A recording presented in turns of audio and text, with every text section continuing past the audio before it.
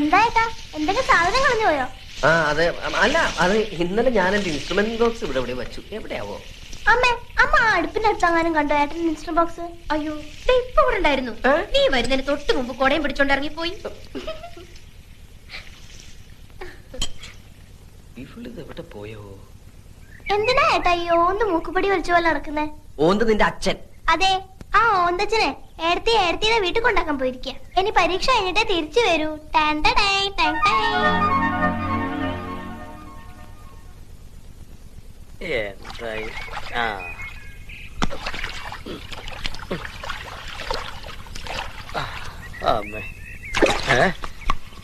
മോളിലല്ല, ഇവിടെ എവിടെ? നാളെ മുത്തശ്ശിയുടെ പിറന്നാളാ. കുളത്തിൽ കുളിക്കണം എന്നൊരു ആശ, അതുകൊണ്ട് വൃത്തിയാക്കുക. നല്ല വഴുക്കലുണ്ട്, മഴയുള്ളതുകൊണ്ട് ആഴവും കൂടും. അതാ കുളിച്ചോട്ടെ ഞാനും കരുതിയത്. നല്ലോണം മുങ്ങി കുളിച്ചോട്ടെ, ഇനി പൊങ്ങാണ്ടിരുന്നാ മതി. അല്ല മാഷേ, വെളുക്കാൻ വല്ലതും തേച്ചോ മോത്ത്? പാണ്ടായിരിക്കണു. ഇന്നലെ രാത്രിയിൽ പറ്റിയതാ. മിന്നലടിച്ചാണെന്ന് തോന്നുന്നു. പക്ഷെ ഇടിയും വെട്ടിയില്ല, മഴയും കണ്ടില്ല. എന്തു കൂടോത്രാണാവോ?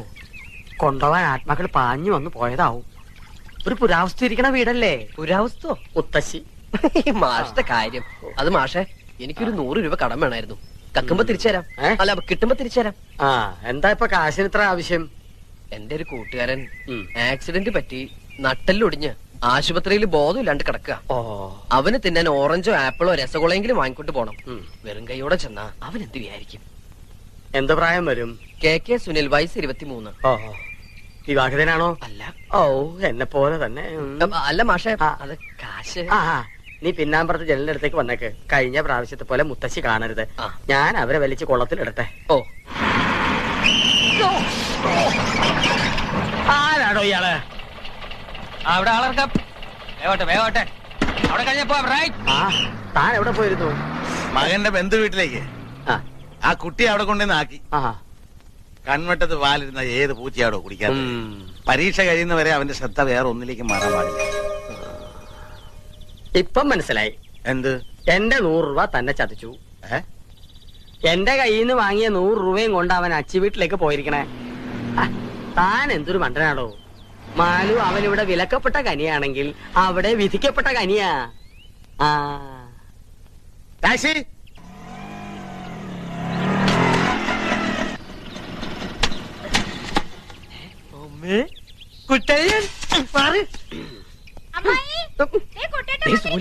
വണ്ടി തിരിച്ചോ. കുട്ടലിന്റെ തന്ത ഇപ്പൊ തന്നെ വന്നുള്ളൂ. ആണോ? ആപ്പിൾ ഓറഞ്ചൊക്കെ കുട്ടിക്ക് കഴിക്കാനാ. എന്നിട്ട് അപ്പൊ തന്നെ ഇഞ്ചി വിട്ട വാണം പോലെ തിരിച്ചു പോന്നു. എന്നിട്ട് മാലിന്യം കൊണ്ട് തിരിച്ചു പോയി. എന്താ കുട്ട ഒരു വിവരമില്ലാണ്ട്? കുട്ടലിന് വിവരമില്ലാന്നോ? അതല്ല, അയ്യോ, അത് അച്ഛൻ പറഞ്ഞിരുന്നു എന്റെ അടുത്ത്. ഞാൻ വേറെ വഴിക്ക് പോയതാ. പോരുന്ന വഴിക്ക് നിനക്ക് പറ്റുമെങ്കിൽ മാലുവിനെ കൂട്ടിക്കൊണ്ടുവരാൻ. അച്ഛൻ വന്ന് മാലുവിനെ കൊണ്ടുപോയോ? അയ്യോ, എന്നോട് പറഞ്ഞാൽ അച്ഛൻ മറന്നുണ്ടാവും. അകത്തേക്ക് ഇരിക്കാം. എല്ലാവരും എഴുതിക്കൊണ്ടിരിക്കല്ലേ. ഇരിക്കലൊക്കെ ഇനി ഒരിക്കലാവാം. ശരി, ഞാനിങ്ങട്. അല്ല, നീ എങ്ങോട്ടാ? ഞാനും വരും. എങ്ങട്? എനിക്ക് കുട്ടലിന്റെ വീട് കാണണം. അവിടെ കാണാൻ മാത്രം ഒന്നുമില്ല. ഞാൻ കണ്ടോളാം. അമ്മയ്ക്കും പുനരച്ഛനും ഭാര്യയ്ക്കും ഉണ്ണാൻ പോലും കൊടുക്കുന്നില്ല ചിലർ. അഗ്നിസാക്ഷിണിയായൊരു പത്നിയെ സ്വപ്നത്തിൽ പോലും കാണുന്നില്ല ചിലർ. കണ്ടങ്ങിരിക്കും ജനങ്ങളെ കണ്ടില്ലെന്നു വരുത്തുന്നതും ഭവാൻ. 2-4 ദിനം കൊണ്ടൊരുത്തനെ ഫ്രണ്ടിലേറ്റി നടത്തുന്നു. നീ വന്നോ? ആശുപത്രിയിൽ നട്ടലൊടിഞ്ഞ് ബോധമില്ലാതെ കിടക്കുന്ന സുഹൃത്തിന് താൻ ഫ്രൂട്ട്സ് കൂടാതെ ബ്ലഡും കൂടി കൊടുത്തോ? എന്താ മുഖം വല്ലാണ്ട് വിളറിയിരിക്കുന്നു. 2 സ്ട്രായുമായിട്ട് അങ്ങോട്ട് ചെല്ലുക. അവിടെ ഒരു ഡ്രാക്കുല നിന്റെ ബ്ലഡ് ഊറ്റി കുടിക്കാൻ കാത്തിരിക്ക. ഇങ്ങനെ. ആരാടാ ഡ്രാക്കുള? നിങ്ങളെ അല്ല, എന്റെ അപ്പൂപ്പൻ, നിങ്ങളുടെ കെട്ടിയോൻ. വന്നല്ലോ ഉത്തരക്കല്ല്. നേരെ കുളിമുറിലോട്ട് ചെല്ല്. ചൂടുള്ളതും കുഴമ്പ് റെഡിയാ. നന്നായിട്ട് തേച്ചങ്ങട് കുളിക്ക. അല്ലാണ്ട് ഓടി ക്ഷീണിച്ചതല്ലേ. ഈ മാസമെങ്കിലും 100 രൂപ സമ്പാദ്യപ്പെട്ടിടാമെന്ന് വിചാരിച്ചതാ. അത് ഗോപിയായി.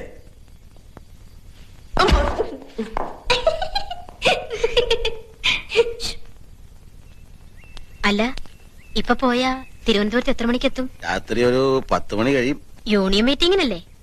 എല്ലാം കഴിഞ്ഞ് നാളെ എത്താൻ പറ്റുമോ? എത്തും. കഴിഞ്ഞാലും കഴിഞ്ഞില്ലെങ്കിലും എത്തും. രാത്രി മഴയ്ക്കുള്ള സാധ്യതയുണ്ട്.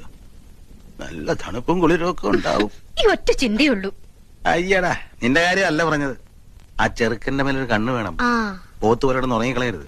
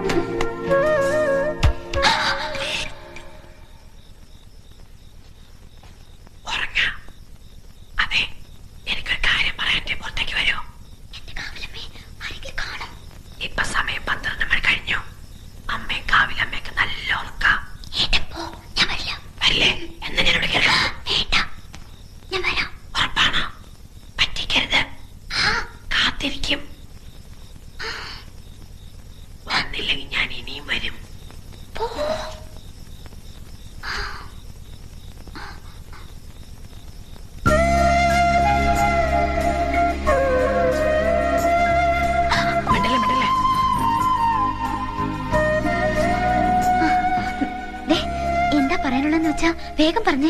അമ്മ എണിക്കുന്നതിന് മുമ്പ് എനിക്ക് പോണം. അമ്മ എണിക്കണേ എനിക്കട്ടെ. ഒരു ഉമ്മ തന്നാ വിടാം.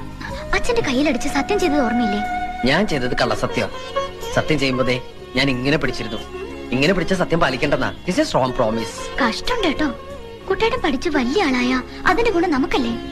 അച്ഛനും അമ്മയും നമ്മുടെ നന്മയ്ക്ക് വേണ്ടിയല്ലേ ഈ പറയണത്. അവരുടെ വിഷമം എന്താ മനസ്സിലാക്കാത്തത്? നീ എന്താ എന്റെ വിഷമം മനസ്സിലാക്കാത്തത്? ഇപ്പൊ എനിക്കൊരു ഉമ്മ തന്നില്ലെങ്കിൽ പിന്നെ ലൈഫിൽ ഞാൻ പരീക്ഷ എഴുതില്ല കേട്ടോ. കുട്ടേട്ട വേണ്ട കേട്ടോ. ഞാനിപ്പോ ഒച്ച വെക്കും. നീ ഒച്ചക്കണ്ട, ഞാൻ ഒച്ചക്കാം.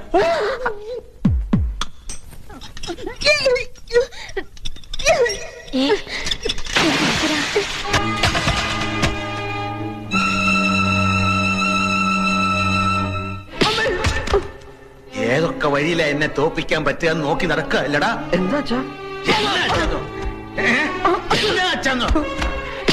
അറിയാത്തതിനെ പോലെ നീ എന്നെ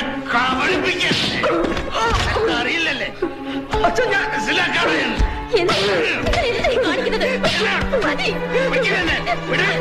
ഒന്ന് കുളത്തി തകഞ്ഞൻ ഇങ്ങനെ കൊറേ നേരം തല്ലണം. കാര്യം എന്താ വെച്ചാ പറ. കാര്യം എന്താണെന്ന് അറിയില്ലല്ലേ? നീ അറിയാതാണോ അവള് ഗർഭിണിയായത്? ചില്ലിക്കാശിന് വകയില്ലാതെ ഇപ്പോഴും തന്തയുടെ ചെലവിൽ കഴിയുന്ന തന്തയാൻ പോന്നു.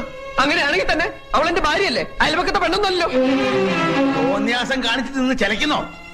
സ്കൂളിൽ പഠിക്കുന്നവ പെണ്ണ് കെട്ടിക്കൊണ്ട് വന്ന് ഞാൻ ക്ഷമിച്ചു. മനസ്സ് നീറുകായിരുന്നു, എന്നിട്ട് സഹിച്ചു. ഇത് ഞാൻ സമ്മതിക്കില്ല. ഈ കുഞ്ഞ് ജനിക്കാൻ പാടില്ല.